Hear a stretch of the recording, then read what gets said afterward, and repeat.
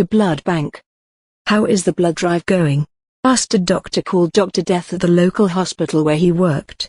Good, said Astra, who ran it with her husband Max. It is a bit odd, said Dr. Death. What? Asked Astra. Vampires running a blood drive, said Dr. Death. We are doing this for a good cause, said Astra, Queen of Vampires. What, you and Max get free feed on tap? Asked Dr. Death. No, it is food for the poor vampires of Queen's Cross, said Astra. Blake, how is it going? Asked her husband Max. Good, said Dr. Death. You know the Red Fox will be up in arms if he realizes this is for vampires. He's policed to the bone, said Max. Yeah, but we aren't using our own names. The owners of this blood bank are dead, said Astra. Vampire victims? Dr. Death asked. No, a car crash, said Astra. Oh, said Dr. Death. Later. Astra, I have had reports there is a blood bank being run by vampires for vampires. Have you heard of it? Quizzed the Red Fox, a sorcerer like herself. He was her a few times great uncle. No, it is news to me, said Astra. Why don't I ever find these things? It sounds like someone's getting a free feed. It is sick, said the fox, and wrong on so many levels. We must catch the instigators. If you say so, said Astra.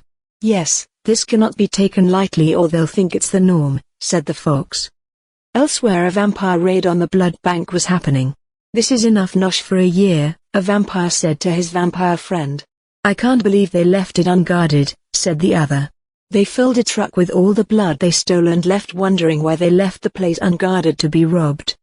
At the same time, Max was pulling a rabbit out of a hat on stage at a large theater.